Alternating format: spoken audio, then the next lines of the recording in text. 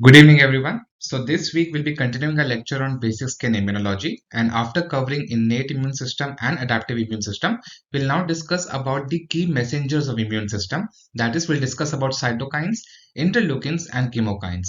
So this is going to be a very long lecture because there are so many interleukins involved. So I would suggest that you use the stamps given in the description, and you read about few cytokines, 3 or 4 cytokines, interleukins, and then you pause the video, come back to it afterwards, and resume your journey from there. Okay. Now remember, interleukins number. We know that we have interleukins like interleukin 1 or interleukin 6. Let me see if I can write it down. Yeah. So interleukin 6, interleukin 1, we have all these sorts of numbers, interleukin 8. Now, these numbers have no meaning. Is it okay? They don't tell you much, but we'll try to remember what is the individual characteristic, what are the individual characteristics of each of these interleukins, so that you can easily understand how they are going to uh, translate into specific immune related features or effects. Okay, so I would request that you go back, look at the video on innate immune system and adaptive immune system, the part 1 and part 2, and then come back to this video on interleukins so that you're better able to understand what is happening. Clear? So without much further ado, let's start our discussion on basic skin immunology, cytokines, interleukins, and chemokines. Clear? Let's move forward. Now, we'll first understand what are the indications of these messengers. Now, all these interleukins, cytokines, and chemokines, they are required to recruit cells and chemicals. So, all the immune cells, eosinophils, neutrophils, lymphocytes, we need to call them at the site of inflammation, and that's why we use messengers. They're used to communicate in between the cells so that one cell can talk to other cells. They can activate distant response. For example, the feature of innate immunity is to activate adaptive immunity. Okay, but it takes some kind of messages to transfer between innate and adaptive immunity to activate them. So we use these messengers or interleukins to increase the intensity of responses. Remember, all immune systems have three parts. Okay, the first part is that it will increase its own process. Second is it will have a negative inhibition. So this is known as positive feedback loop. This is a negative feedback loop, and it will activate other responses or other pathways, other responses. So every immune response has these three parts. It's going to either it will increase itself, decrease itself, and other responses. So you can increase the intensity of responses by using interleukins. You can tailor made response. That means you can twist and turn, you can increase or decrease, you can modify each and every response so that you can counteract against a lot of different pathogens. You can have site specific action. For example, you need to have immunity at any other organ or skin or at the level of lymph nodes. So you need to have different messengers for that. Okay, and arresting response when the need is terminated. When the immune system has done its job, you need to stop it. So that signal goes towards different interleukins. Let's move forward. So if we classify the messengers, we have the cytokines, which are mostly the interleukins. Okay, so first we have the cytokines or the interleukins, then we have the chemokines, and then the immunoglobulins or the antibodies, and the complement proteins, which are the part of the complement system. Okay, complement system. Clear? So in this scenario or in this video, we're going to discuss about cytokines and a bit about chemokines. We have discussed immunoglobulins when we were discussing the adaptive immunity. So very shortly, we have discussed about immunoglobulins and the adaptive immunity. In this lecture, we'll discuss only about cytokines and chemokines. Okay, complement system will be dealt on in the next lecture. With that, let's move forward. Now, a brief history about cytokines. The term was coined by Cohen in the year 1975. Now, cytokines comes from cytos, which means cell, and kinesis, which means movement. So, any chemical which induces movement in the cell moves from lymph nodes or circulation to the level where inflammation is happening. Okay, so cytokines induces movement of cells. Now, these are soluble polypeptide mediators. They are, of course, multiple proteinaceous molecules. And the functions are communication, increase leukocyte function, which are the white blood cells. Differentiation, that means modification of an naive WBC into an activated effector WBC. Growth, that means inducing multiplication in the cells. You need to increase the number of immune cells, so it induces multiplication. Activation, so you can activate resident memory T cells or natural killer cells, so we need that. And migration, we know, being cytokines, it will induce migration of inflammatory cells. Now, two properties have been described, which is pleiotropy and redundancy. Pleiotropy means that multiple functions can be there in single molecule. So a single molecule can activate neutrophils also, eosinophils also, and lymphocytes also, memory T cells also.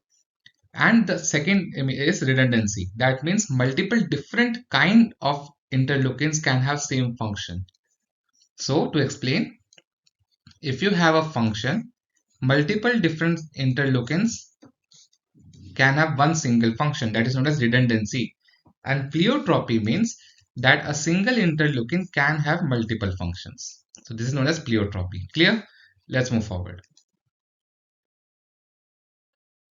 Now, you have an undifferentiated naive CD4 cells. The cell has not been differentiated. It doesn't know what to do. Under the presence of different cytokines, it will transform and mature into different cell lineages. We have covered that when we were discussing adaptive immunity. So if interleukin 12 is present, it will be a Th1. Okay. And that will secrete interferon gamma and I'm not remembering the full name. LT alpha is just TNF beta, I think. And under the action of interleukin 4, it will transform into Th2 and secrete interleukin 4, 5, and 13. Under the presence of TGF beta 1, IL-23, and IL-26, it will transform into helper cell 17, which will secrete interleukin 17, 21, 23. TGF beta will lead to transformation into FOXP3 regulated T regulatory cells, which will secrete interleukin 10 and TGF beta 1. Under the presence of interleukin 21 and 6, it will become T follicular helper cells. Now, follicular helper cells have no relation to hair. The follicle comes from the lymphoid follicle, the germinal center inside the lymph node. So they are responsible for maturing T and B cells, to convert naive T cells to mature T cells and mature B cells. Okay, interleukin 4 and 21. So with that in responses, it can either activate a type 1 response, the Th1 response, or a type 2 response, the Th2 response, or the Th17 response that we see in psoriasis.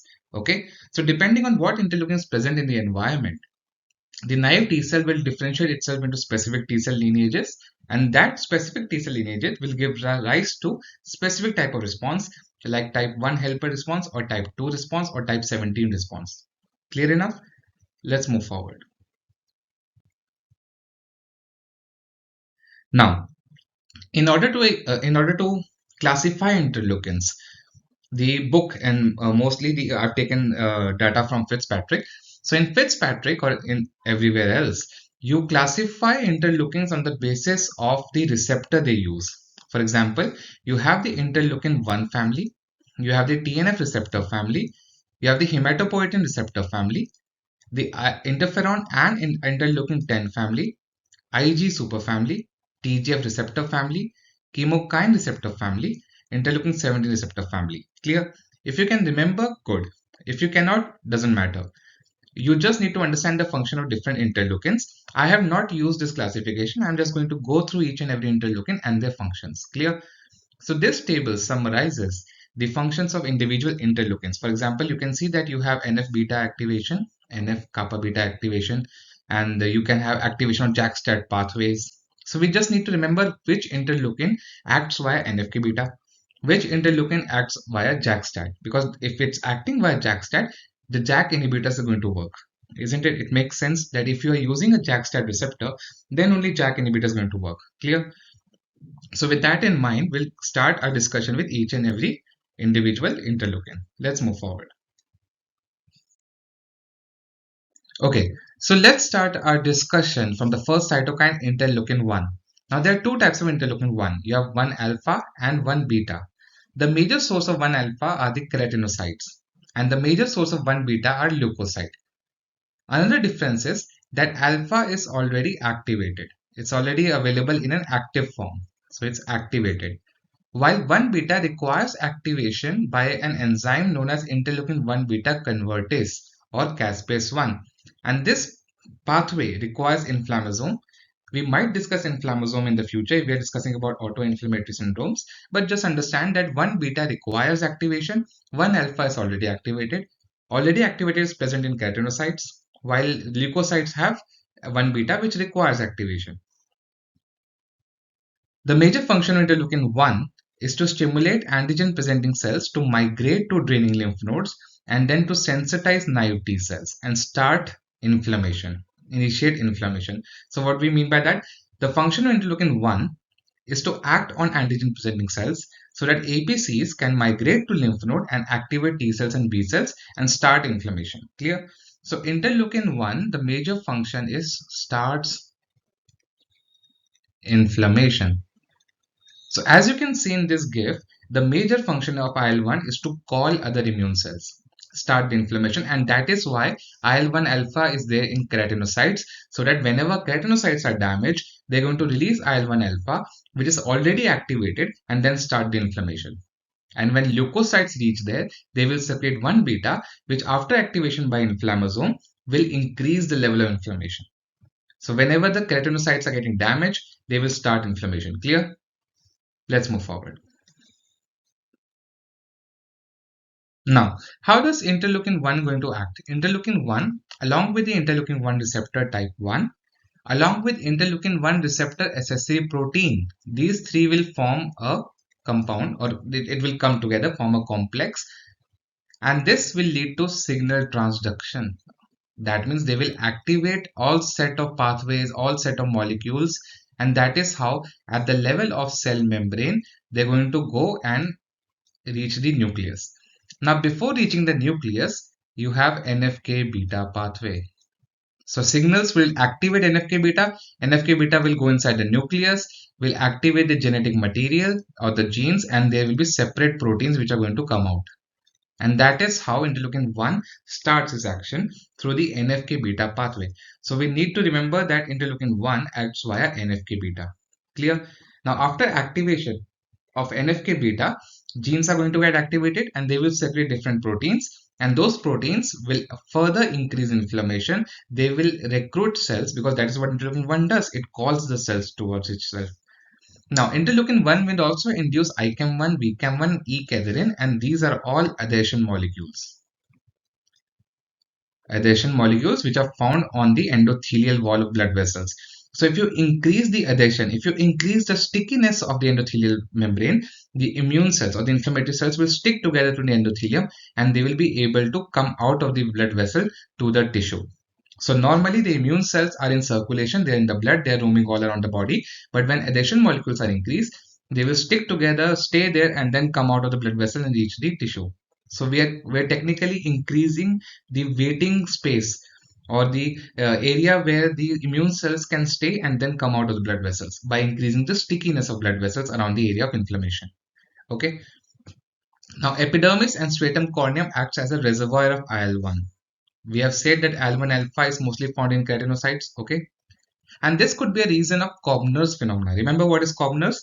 Whenever there is a damage to the skin, the disorder presents when the disorder presents at the site of damage. We see that in psoriasis, we see that in vitiligo, and that is because when keratinocytes are damaged, they will secrete IL-1 or they will release IL-1 alpha, and then immune cells will come together. And in immune cells of vitiligo patient or psoriasis patient, they are already activated to form the disease, and that is why the site of trauma you see the disease. So this is kind of as an explanation to Koebner's phenomena. Okay, let's move forward. Now, there are ways to inhibit interleukin 1. Clear? For example, you can have recombinant the receptor recombinant. For example, you can have a molecule which is known as anakinra, which is IL-1 receptor antagonist. Okay, it's going to attach itself, but no signal is going to come together. Anti-interleukin 1 antibody is known as canakinumab. So I'm just mentioning the names here. A dimeric fusion protein of IL-1R1 and receptor accessory protein is known as rilonacept. So I'm just mentioning the names. So you have antibody by the name of canakinumab, You have recombinant 1 receptor alpha as anakinra, and then you have a dimeric fusion protein which has R1 receptor and SS3 protein only, which is rilonaccept. So these two will attach to interleukin 1, but there will be no signal. There will be no signal, and that is how it stops interleukin and interleukin mediated inflammation. Now, interleukin 1 is implicated in cryopyrin-associated periodic syndromes, inflammasome-associated inflammatory disorders, RA or inflammatory arthritis. Not as important as in dermatology point of view, but you have disorders like DIRA and DITRA. DIRA, I think only DIRA. DITRA is a bit different. So in disorders like DIRA, you might require anakinra. So a homework for you guys, just mention the full form of DIRA in the comment section and I'll understand that you know about it. Let's move forward. The third cytokine is TNF-alpha. Okay. Now TNF-alpha was found to cause hemorrhagic necrosis of malignant tumors. That's why you have tumor necrotic factor alpha. Now, newly synthesized TNF-alpha is a cell membrane protein. So you have a cell membrane and then you have a TNF-alpha molecule. A specific protein by the name of TACE or TNF-alpha converting enzyme will act at this level and the TNF-alpha will be released. When it will be released, this can act and increase inflammation. That is how TNF-alpha is secreted from the cell. There's also a TNF-beta, which is also known as lymphotoxin alpha. This is the LT-alpha that I forgot, so LT-alpha. Other molecules that can be activated by TNF-alpha are the FAS-FAS ligand, which leads to apoptosis. It's one of the pathway of apoptosis. TNF-related apoptosis-inducing ligand, which as the name suggests will also increase apoptosis. Receptor activator of NFK-beta ligand, which increases inflammation, also known as the rank ligand, inflammation, and CD40 ligand, which is a stimulator of inflammation. Clear? So TNF will lead to cell destruction and inflammation both. Let's move forward. Now there are two receptors for TNF-alpha. You have the P55 and the P75. P55 is type 1 receptor. P75 is type 2. Most biological activities is via the P55 receptor. Clear? While P75 has the same activity as P55. TNF-alpha does not use the JAK-STAT pathway. So if JAK-STAT pathway is not used, you cannot use JAK inhibitors in TNF-mediated disorders. For example, in disorders like psoriasis, JAK inhibitors are not found to be that useful. But in disorders like atopic dermatitis, when you don't have TNF-alpha or so much reliance on TNF-alpha, you can use JAK inhibitors. Disorders like vitiligo, in which you have interferon gamma mediated inflammation, you can use JAK inhibitors. Disorders like alopecia areata, which are Th1 mediated inflammation, interferon gamma, you can use JAK inhibitors, but not so much in psoriasis. Clear? So we need to know that it doesn't use JAK-STAT pathway. Both the receptors can have pro-inflammatory effects. That means they can upregulate, they can increase the adhesion molecule expression, and they can also induce secondary cytokines and chemokines to increase inflammation. Clear? They can also induce apoptotic cell death by using TNH receptor 1 and FAS-FAS ligand interaction. Remember in the last slide we discussed about TRAIL, FAS-FAS ligand. All the proteins can get activated by TNF-alpha, and the function of these proteins is to increase apoptosis. So they utilizes caspase 8 and 10 and induce apoptosis in these cells. Clear? Let's move forward.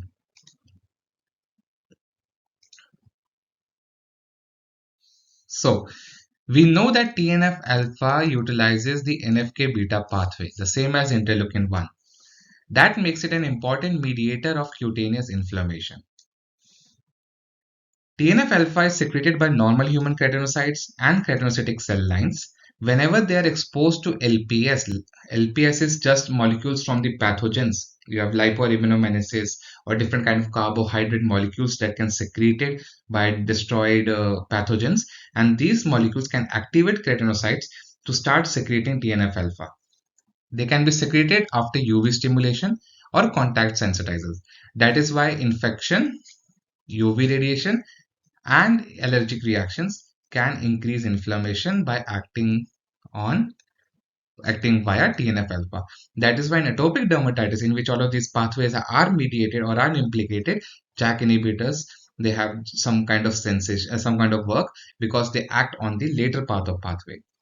Okay, so just remember, just the take-home messages that keratinocytes or skin can secrete TNF-alpha when they're exposed to pathogens, UV radiation, or contact sensitizers.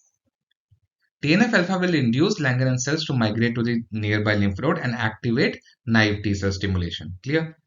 They can reduce E-cadherin. By reduction of these adhesion molecules, or specifically E-cadherin, there will be more migration. The Langerhans cells, like all other immune cells, require some adhesion molecule to keep themselves at the level of skin. When TNF-alpha reduces E-cadherin, they lose their attachment and then they can easily go inside the blood and reach lymph nodes. Clear? So the same molecule can increase adhesion also. It can decrease adhesion also, depending on what molecules it is increasing and what molecule it is decreasing. If it is increasing the VCAMs and ICAMs, then it is increasing the adhesion for immune cells. If it is decreasing E-cadherin, that means it wants the Langerhans cells to migrate. That's why it's decreasing the attachment. Clear? Any confusion that just mention, and I'll repeat again.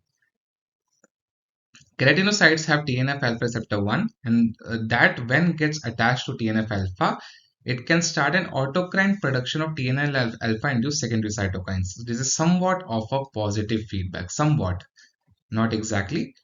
But TNF-alpha secreted by keratinocytes can act on other keratinocytes to start secreting TNF-alpha and secondary keratinocytes. So that is why if there's any slight onset of inflammation, the inflammation can start increasing by itself. So it's a positive feedback to some extent. Let's move forward. Now, inhibitors. There are special videos, there are separate videos on each of these inhibitors in channel playlist. I request you to search and then view that video. And we have a very detailed video on different inhibitors. So we have etanercept, we have infliximab, adalimumab, certolizumab, pegol, and golimumab. And we have separate videos on these four. I will not go into detail. Just go back and see that individual video. You will have better understanding. Let's move forward. The fourth cytokine is interleukin-17 cytokine. They are secreted from Th17 cells. In the last slide, we discussed about the Th17 cells via stimulation by interleukin-23. Okay, and that is known as interleukin-23, interleukin-17 axis of inflammation. Clear? Now, there are different types of interleukin-17. We have A, which is the major interleukin-17. We have B, C, D, E, and F. Just remember that interleukin-17A is the major interleukin-17. Mostly produced by neutrophils, this gives rise to pustules. So in various pustular disorders or neutrophilic mediated disorders, you can have some action or the major action of interleukin-17. And that is why the axis that you see majorly is psoriasis, which you have the neutrophilic microabscess, micromonroabscess. That is why interleukin-17 is implicated. It can also induce antimicrobial peptide production against extracellular bacteria and fungi. It is required for that. That is why pustules are formed. So if during an infection, interleukin-17 leads to formation of pustules. If it's autoinflammatory, then it leads to psoriasis. This acts via STAT3 mutation, less activation of Th17 cells. So if STAT3 is mutated, so IL-17 requires STAT3 to function. When STAT3 is mutated, the Th17 cells get less activated. Less Th17 means less interleukin-17, and this leads to a disorder known as hyper IgE syndrome, in which you have increased staph and candida infection because now interleukin-17 cannot act against external infections. Clear? Now you will ask that if STAT is implicated, why doesn't JAK inhibitors work well? Because interleukin-17 is just only one axis of inflammation. In psoriasis, there are different axes of inflammation. And when you stop one axis, the other axis works up. So if interleukin-17 is stopped, TNF-alpha will increase and psoriasis will not get better. So you need to have a multimodal approach while treating psoriasis. So that is why in psoriasis, you need to be a bit more careful. Inhibitors of interleukin-17 include secukinumab and ixekizumab. Many of us have already used secukinumab, and we have separate videos on interleukin-17 inhibitors on the channel, so you can go and see them. Clear? Yeah, good. Let's move forward. Now, this is just a summary. I will request you that we have a separate video on pathomechanism of psoriasis. Just go and see that video. It explains the psoriatic pathology very, in my opinion, quite easily. So you need to just go and see that video. And this is just a summary that any stimulation of dendritic cells can secrete interleukin 23 at the level of lymph nodes. Under the action of interleukin 23, you have Th17 cells. Th17 are going to secrete interleukin 17, and interleukin 17 is required for neutrophil recruitment and inflammation. Whenever there you will see neutrophils, you will have pustules. Okay, now this interleukin 17 mediated damage of keratinocytes will release more inflammatory cytokines, and the inflammation keep on happening. That is the in a nutshell, that is the pathology of psoriasis. But I would request that you go back and see the individual video. In my opinion, it is the most watched video on the channel, so you will know, you will learn a lot about it. Okay, let's move forward. We have interleukin 4 and 13. We'll discuss them together. Okay, 4 and 13 are secreted by activated Th2 cells. That means they are part of the Th2 line of inflammation. They're also secreted by the activated NK cells. Some baseline production is by the naive T cells, but majorly at the time of inflammation, they're secreted by two cell lines, T cells and NK cells. Mast cells and basophils can also secrete 4 and 13 via the Fc epsilon R1 stimulation, and that is when you see their role in dermatitis or atopic dermatitis. That is why these two cytokines are implicated in AD, atopic dermatitis. Clear? The receptor levels will increase upon activation. Makes sense? Distal molecule is STAT6. That means interleukin 4 and 13 acts via the JAK-STAT pathway, utilizing the STAT6 molecule. Just remember that there are 3 types of JAK receptor molecules and about 7 types of STAT molecules. 4 and 13 require STAT6, leading to Th2 differentiation. That means if it's utilizing a JAK-STAT pathway, it utilizes a JAK-STAT pathway, the JAK inhibitors or JAK-Is will work better in disorders mediated by interleukin 4 and 13, and that is why you use JAK inhibitors in atopic dermatitis. Clear? Let's move forward. Now, interleukin 4 receptor is present on T cells, NK cells, and it does not bind interleukin 13. So there are two different type of receptors. You have one receptor only for interleukin 4 and another receptor for 4 and 13 both. Interleukin 4 receptor utilizes JAK1 and JAK3. Clear? I've told you there are 3 different types of JAK receptors. The combined receptor that attaches to both interleukin 4 and 13 are present on keratinocyte cells, endothelial cells, and it utilizes JAK1 and JAK2. So you can understand why inhibition of only 1 and 3 or inhibition of only 1 and 2 are not useful in atopic dermatitis. You need a pan-JAK inhibitor, an inhibitor which can inhibit all the JAK proteins. Clear? So with that in mind, remember that JAK inhibitors do work, but you need to have a basic understanding that what receptors are actually activated. Let's move forward. So interleukin 4 acts on the naive T cells and B cells. If it acts on naive T cells, it leads to formation of the Th2 cell line and also prolongs the Th2. And Th2 is implicated in atopic dermatitis, the Th2 response, and that is why IL-4 leads to atopic dermatitis. Clear? IL-4 can also act on B cells, leading to class switching of IgE. Remember in the last video on adaptive immunology, we discussed that class switching is switching of one immunoglobulin to the other immunoglobulin. So there will be more formation of IgE, and that is implicated in allergic reactions. Clear? So reactions like urticaria can happen. So atopic dermatitis is implicated, allergic reactions are implicated, itching is implicated, urticaria is implicated by IL-4. Let's move forward. Now IL-4 inhibitors. We have dupilumab, which blocks the IL-4 receptor alpha unit, and it has been approved for moderate to severe AD in adults. We have Pitrakinra. Pitrakinra is a receptor blocker of IL-4. It acts on the receptor level. Supletas tosylate is an orally active inhibitor that suppresses IgE synthesis by reducing 4 and 5. So it's an oral inhibitor. Okay. Supletas tosylate is an oral inhibitor that decreases IgE synthesis by decreasing 4 and 5 interleukins. Pasqualizumab is a monoclonal antibody that targets against interleukin 4.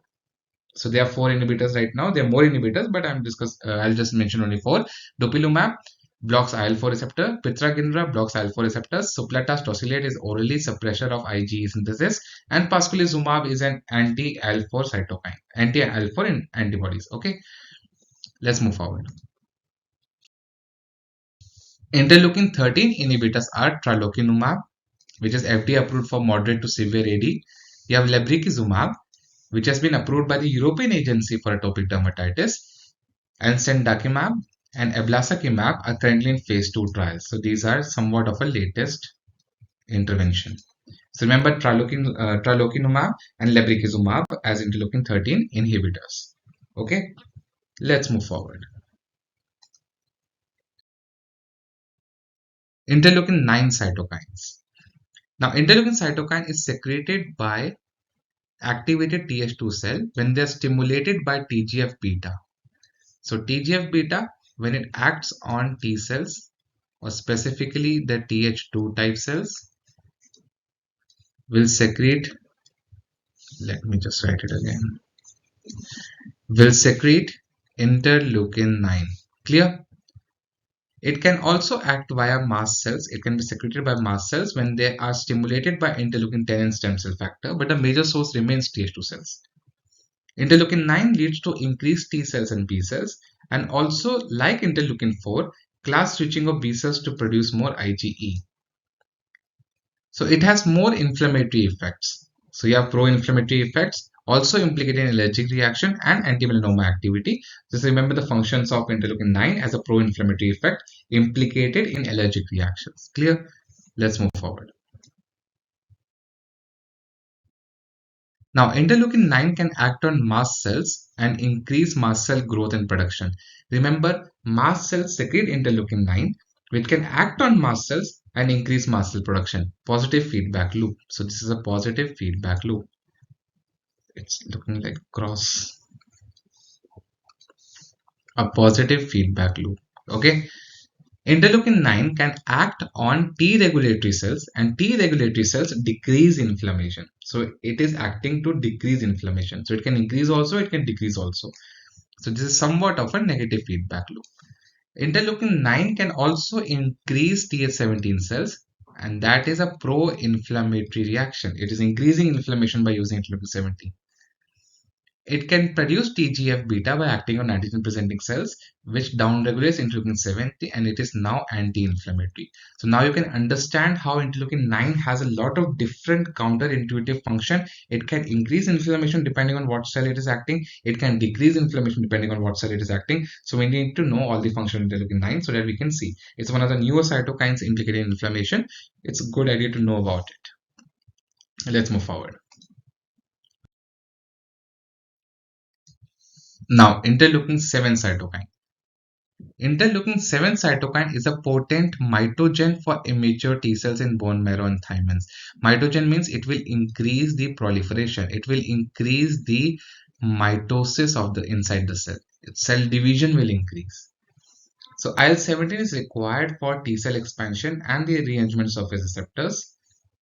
It is required so that normal T cell population remains and functions properly along with NK cells. It is produced constitutively or baseline by keratinocytes so that the lymphocytes can maintain their population. Normally, when the lymphocyte is not doing anything, some cells do destroy themselves. So we need a cytokine so that they keep on replenishing themselves. Interleukin 7 works like that. So you have keratinocytes, and it can induce IL-7. It can release IL-7, which will act on dendritic cells. Now, dendritic cells will produce interferon gamma, and interferon gamma will induce keratinocytes to produce interleukin 7. So now you understand that by acting on dendritic cell, it is stimulating dendritic cells to go to lymph nodes and activate the adaptive immunity, leading to T cell growth and expansion. Similarly, interferon gamma is required for NK cell activation and increasing population. So that is how interleukin 7 will increase the population of NK cells and T cells. Clear? Let's move forward.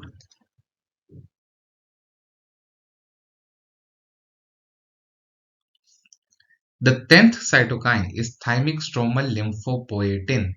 It's an IL-7 related cytokine, so the function is also similar.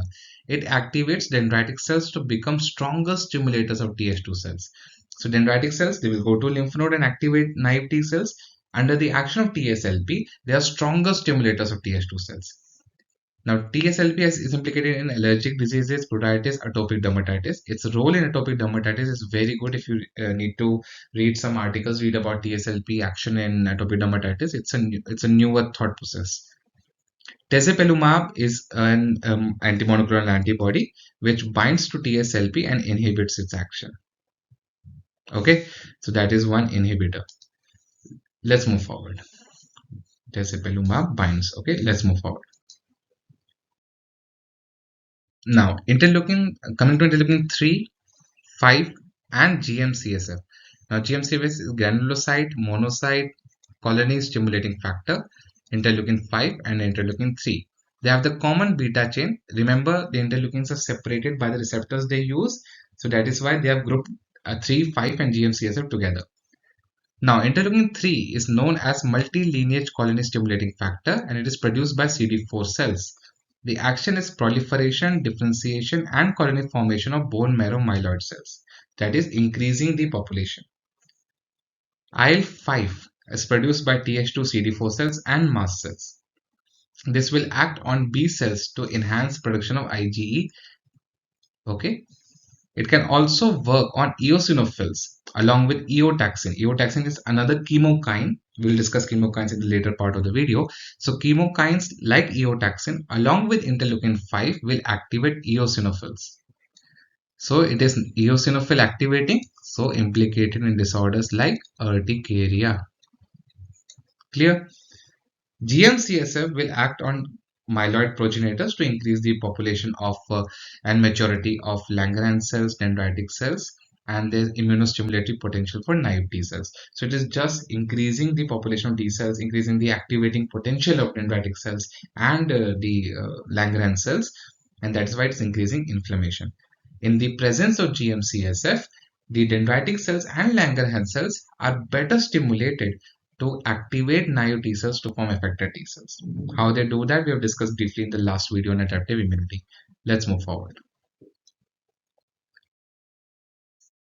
The 13th interleukin is interleukin 11. I can understand that a lot of different molecules are coming up. You will not remember. The job of this video is not to make you remember, is to have a repository, a database of all interleukins with their function. So you can come back and read about the individual interleukin again and then go back doing your job. You're not supposed to finish it in one setting. Even I cannot finish it in one setting. I might have to take a break in between. But I would request that you look at 3 or 4 cytokines, then come back and look at the other 3 or 4 in a piecemeal fashion. Slowly you will understand all different cytokines. Okay, let's start with interleukin 11. It inhibits the production of inflammatory cytokine. That makes it an anti-inflammatory cytokine. Anti-inflammatory cytokine. So it inhibits the production of inflammatory cytokines, and that is why it can have a therapeutic activity in psoriasis. IL-11 also stimulates platelet production, so it has been used in treatment of thrombocytopenia after chemotherapy. So just remember 2 things. It decreases inflammation and it increases platelets. That's what interleukin 11 does. Clear? Let's move forward. Interleukin 31. Whenever you hear 31, just remember pruritus or itching.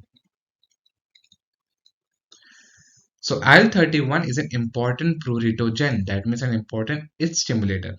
It is secreted by activate CD4 T lymphocytes, mast cells, macrophages, and dendritic cells. Okay. The serum levels of IL-31 is directly proportional to disease activity in atopic dermatitis. More interleukin-31, more is the activity of AD, more is itching in AD. It inhibits keratinocyte differentiation and filaggrin expression, and that leads to impairment of skin barrier. Remember, in atopic dermatitis, there is impaired skin barrier, there is a lot of itching. So more interleukin-31 will further damage the barrier, the skin barrier. Okay. Inhibitors include nemolizumab and vixarelimab.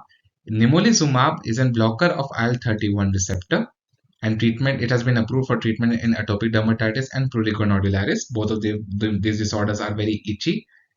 And vixarelimab, which inhibits interleukin-31. So these two, nemolizumab is in the circles, in the skin circles, so you need to remember that name. While vixarelimab, just remember one more name. Okay, let's move forward.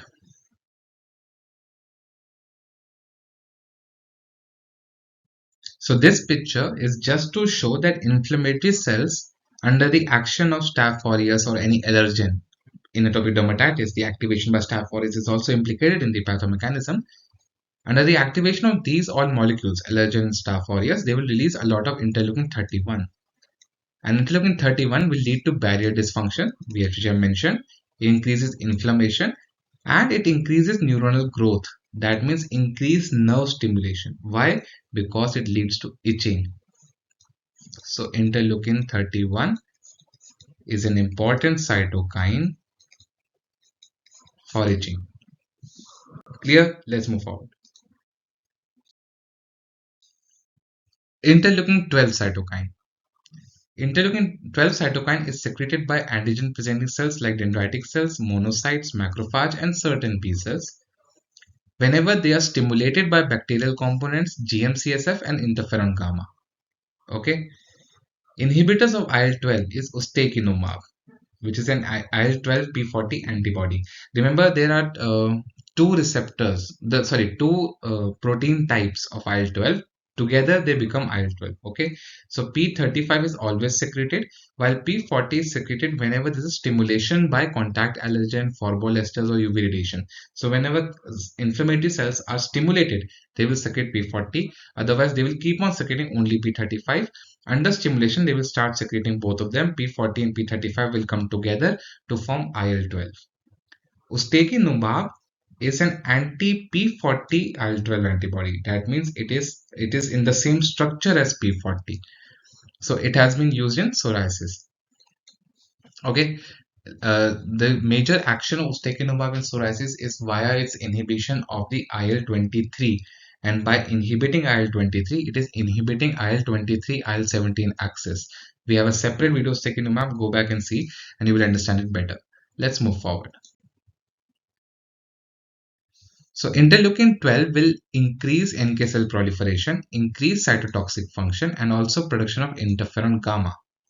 It acts via tyrosine kinase and JAK2 stimulation and the STAT1, 3, and 4 stimulation. That means it utilizes JAK pathway. It uses JAK-STAT pathway. In stimulation of STAT4 induces a Th1 response, and Th1 response is implicated in psoriasis. So now you can understand why psoriasis is complicated. It has a JAK dependent inflammatory axis. It has a JAK independent inflammatory axis. That is why if you block one axis, the other axis gets activated. It starts to act more, and that is why the inflammation is not able to control. The basic function of IL-12 is to maintain Th1 responses. That means keep on increasing, keep on stimulating, keep on sustaining inflammation. Clear? Let's move forward. Now IL-23. IL-23 is formed by the P40 chain of IL-12 plus a distinct P19 chain. So you have a P40 chain which comes from interleukin-12, attaches itself to the P19, which is separate chain, and together this forms interleukin-23. That is why ustekinumab, which is an anti-P40 antibody, works as an interleukin-23 blocker also along with interleukin-12.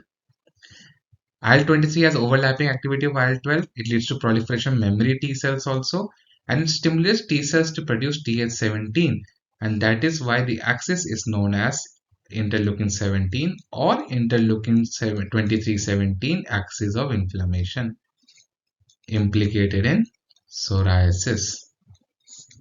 Clear? So that is why ustekinumab is used, because it can block IL-23 also. That is why you see IL-12/23 axis, because the P40 is the common chain in both of these cytokines. Let's move forward.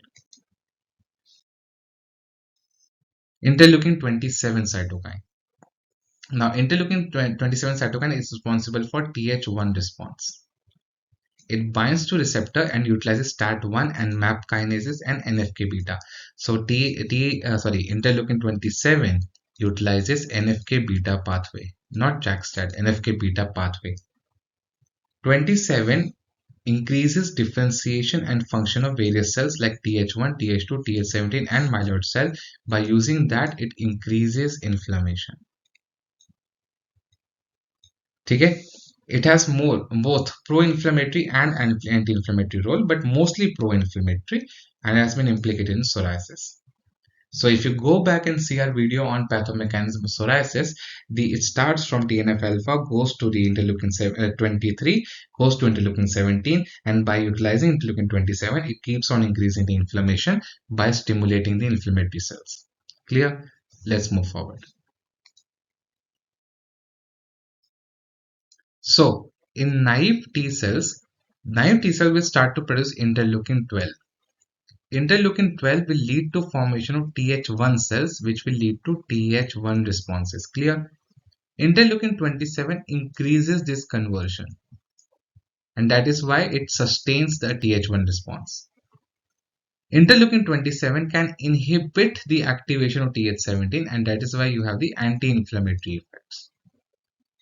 Anti-inflammatory, while here you have pro-inflammatory. Activation of Th1 will increase psoriasis, inhibition of Th17 will decrease psoriasis, and that is how interleukin 27 has both actions, anti-inflammatory and pro-inflammatory. Clear? Let's move forward. Interleukin 10 is required for regulation of immune system. Remember, the function of interleukins is not to start inflammation only. Remember, in the first initial slides, we discussed that interleukins are required to stop inflammation also. So most of the interleukins are increasing inflammation, but some interleukins like interleukin 11, 35 and 10, they will also decrease and stop inflammation when the response is not needed. So that is why interleukin 10 is known as an anti-inflammatory cytokine. It is secreted by the Th2 T cells and keratinocytes. In the skin, the major source of interleukin 10 is keratinocytes, and this secretion of interleukin 10, this release of interleukin 10 is stimulated by UV radiation, and that is one of the major factors through which narrowband UVB acts. Under the action of narrowband UVB, skin cells, keratinocytes, secrete interleukin 10, which is an anti-inflammatory cytokine which goes inside the body, inside the blood, and decreases inflammation with vitiligo. Clear? The receptors are present on macrophages, dendritic cells, neutrophils, B cells, T cells, NK cells, and all these receptors will help to decrease the inflammation. Okay, decrease the inflammation. Let me write it again. Decrease the inflammation. Now, interleukin 10, just a second. Yeah, so interleukin 10 acts via JAK1 and tyrosine kinase receptors and STAT1 and STAT3 receptors. Okay, it inhibits the class 2 MHC and co-stimulatory molecules in antigen presenting cells. These are just ways to suppress the action of APCs. It decreases T cell stimulating cytokines like 1, 6 and 12. All of these cytokines, for example, interleukin 12 is going to activate Th1 response. Interleukin 6 is a pro-inflammatory cytokine leading to cytokine storm. Interleukin 1 starts the inflammatory process. So all these interleukins are inhibited by interleukin 10, the anti-inflammatory cytokine. Clear? Let's move forward. TGF beta 1. We are at the end of the presentation, don't worry. TGF beta 1. Now TGF beta 1 is one of the group of TGF proteins, which includes other proteins like TGF1 to TGF3, bone morphogenetic proteins, and these are nothing but growth and differentiating factors. Okay, they're responsible for differentiation of uncommitted cells into specific lineages. For example, you have a cell which is not committed, it is naive. Under the action of TGF beta, it will become a specific cell. But since one of the name is bone morphogenetic protein, these are specific cell lineages. That means TGF beta is required to form different specific organ systems, this different specific cells of the organs. Clear? So this is activated by cleaving a prodomain. We need not to get that. It acts on cell surface receptor and activates cytoplasmic SMART proteins. So this is a specific different type of protein, different type of secondary messengers.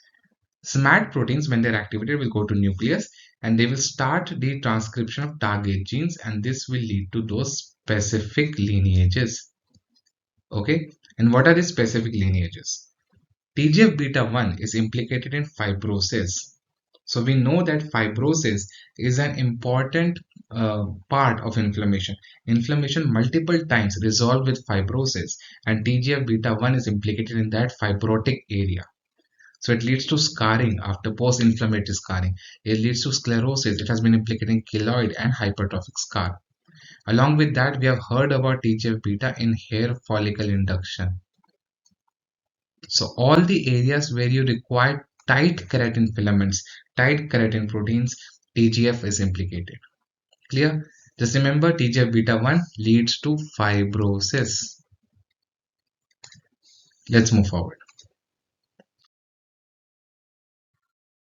Now, this is just you could say a summary. Okay, this table I've taken from Fitzpatrick 9th edition, and it's just a summary of what we have discussed so far. We have I'm not going to go into detail because we have through this video we have got into a lot detail of each and individual interleukin. So we'll just keep it here so that you can go and see. We'll talk about interleukin 1 and 2, interleukin 4, 5 and 6, their sources, the cells on which they act, their features, interleukin 10, 12 and 13. You can pause the video whenever you require and read it. Otherwise, you will find the same table on Fitzpatrick 9th edition, page 163. Inflammatory cytokines like 17, 22, which leads to lichenification, 23, 25, 26. Interleukin 27, 31, 35. And TNF-alpha, interferons, interferon gamma, and thymic stromal lymphopoietin.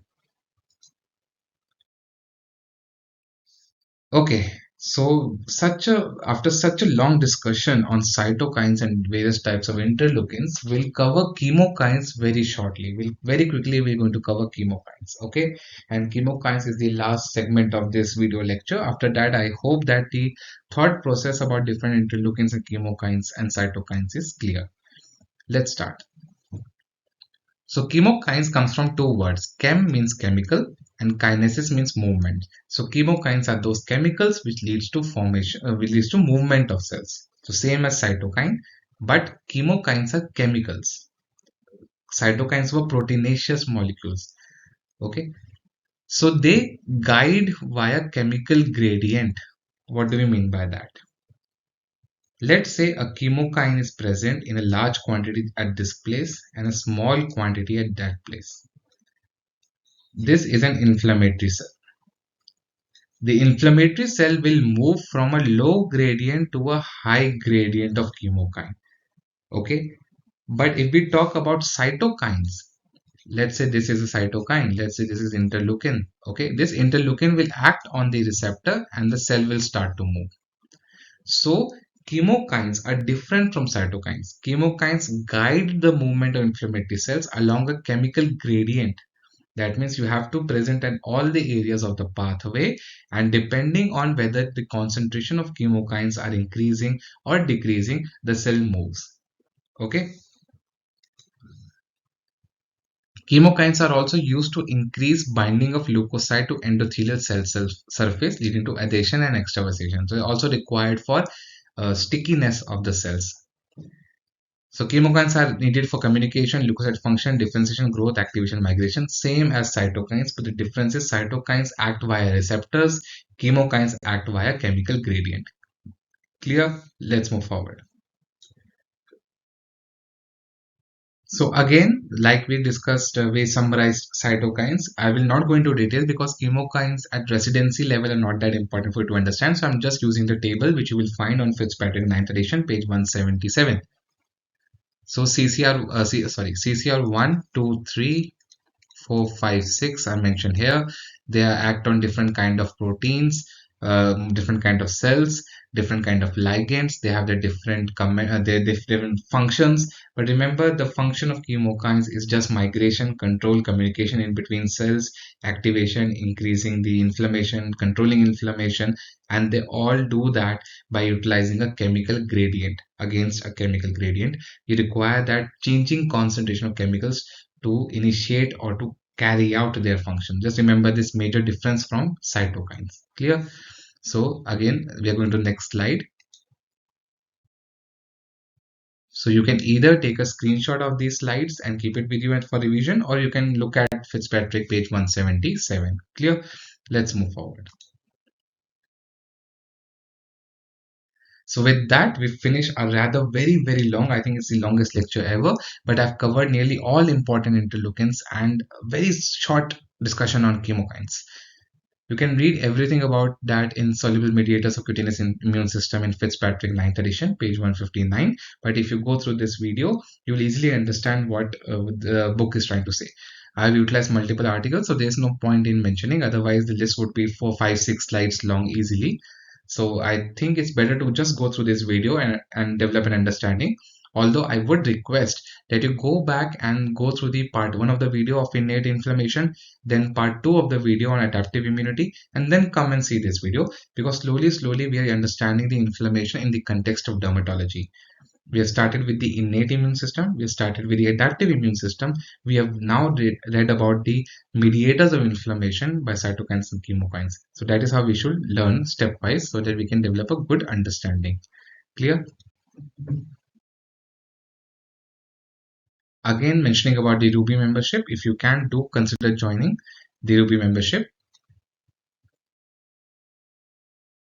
And if possible, join the Sapphire membership. I plan to discontinue Ruby membership after many months when I have more of a Sapphire members.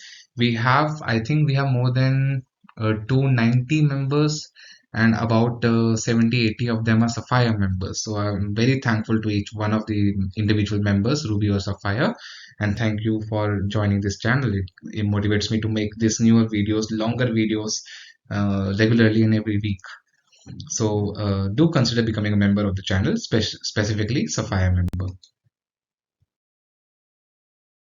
That being said, I finished this rather long lecture. My back is aching. I need to lie down and rest, and I will not take much time. It's already, I think, 1 hour 25 minutes long, so I won't take much time. And thank you. And any comments, just write on the comment section. Any suggestions, anything that any query, just mention the timestamp and write in the comment section, or you can mail me, but I prefer the comment section.